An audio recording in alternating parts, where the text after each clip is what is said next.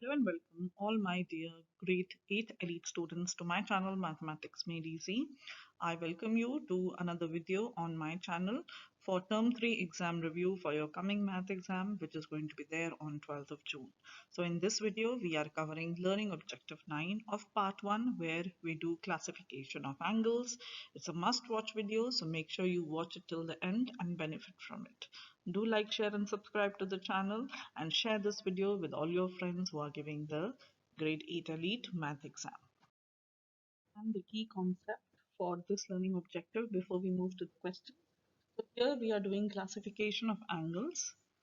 Classification means what are the different types, how do we categorize them. So the classification of angles can be of three types. Let's draw a flow chart. So the first type is definitely the easiest one that you all know, which is a right angle. So a right angle is having always measure equal to 90, remember that. Then you can have an acute angle, so its measure is going to be less than 90, or you can have an obtuse angle, its measure is going to be more than 90. In other words, you may also say that an acute angle lies in the interior of a right angle. Interior means inside, or an obtuse angle lies on the exterior of a right angle. Why exterior? Because it is more than, so it is going to lie outside the right angle. Okay, so this is a classification of angle we will use in this video for solving the learning objective. And the second formula sheet, or the key concept we are going to use, is your distance formula. So this is a formula that helps you calculate the distance between 2 points. So if I have 2 points A and B, let's take their coordinate as x1, y1. These are on the coordinate plane. So an ordered pair or an xy coordinate will be given to you in the question. These will be numbers. So x1, y1, x2, y2 will be numbers. It can be integers, positive, negative, anything. Then the formula of distance formula that can be used to calculate the distance AB between the 2 points is given by the square root of the sum of the squares. Sum of the squares means I'm adding the squares of the difference between them. So if I'm taking x2, the difference will be with x1. So it will be x2 minus x1 whole square, plus if I'm taking y2, then it's difference with y1, so y2 minus y1. Difference means subtract. So this is the formula, and this is what you have to learn and remember so that you can apply this key concept for the questions. So let's now do the questions one by one. This learning objective have some solved examples. So in the quick review, example 1 and example 2 are already solved for you. So I will just explain them nicely. And then in the quick check, you have to solve yourself using the formulas and the key concepts. So first you have to classify each angle as right, acute or obtuse. We have already seen in the last slide what is the meaning of these. So let's check angle ABG. So this is point A, this is point B, this is point G. So let's mark this angle ABG. I'm doing it roughly with my marker. So this is angle ABG. Can you all see that this one is right angle and this is little more than a right angle? Or we could say that this point G is on the exterior of the right angle. The right angle is ABF, as you can see. I will write here for you. So the point G is outside or in the exterior of the right angle. So definitely it's going to be an obtuse angle having measure more than 90. Then DBA, I'm going to change the color here. So D point is here, B point is here, and A point is here. That means we're talking about this angle. Definitely it is a very small angle, so it's going to be acute angle because it is less than the right angle, or in other words we could say that the point D lies inside or in the interior of the right angle. So ABF again is your right angle, and point D is inside, much lesser than the right angle, so it's an acute angle. Next, we are given the 2 points. We have to just use the distance formula. This is the formula I already gave you. So first you write the values of x1, x2, y1, y2. So how much is x1?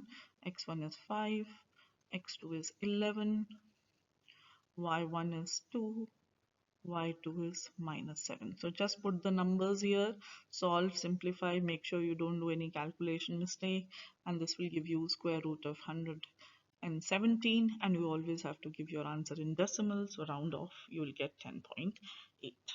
Now let's do these questions VQS. VQS, so I will mark the points VQS, and if you see your figure correctly, it's already given to be right or 90 degrees. Then TQV, I'm using a different color now, so let's use purple. So TQV, so it is this angle. Definitely it's lesser than a right angle, so it's going to be acute. In other ways, you could say that point T is in the interior of the right angle. Then PQV, so this is point P, this is point Q, this is point V, so this is the angle. Definitely it's more than the right angle, and the point P lies in the exterior of the right angle, so this is going to be more than 90 or obtuse. Last is SQR, so S, this point, Q and R. Again, it is outside the right angle, it's a very very big angle, so it is also going to be more than 90 or obtuse. Now for questions 5 and 8, this is just about calculation. Make sure you take x1, y1, x2, y2 carefully, plug in this formula of distance formula and get your answer. So I will do one for you and then we'll check all the answers in the next slide. So the formula is x2 minus x1. So x2 is 7 minus x1 is 3. Then y2 is minus 4 minus 6 y1. So this is going to be 4 square plus minus 10 whole square. 4 square is 16. This is going to be 100. So this is square root of 116. And if you simplify, square root of 116 will come out to be 2 square root 29. And if you see, you have to round off to the nearest 10, means one decimal place. So this is going to be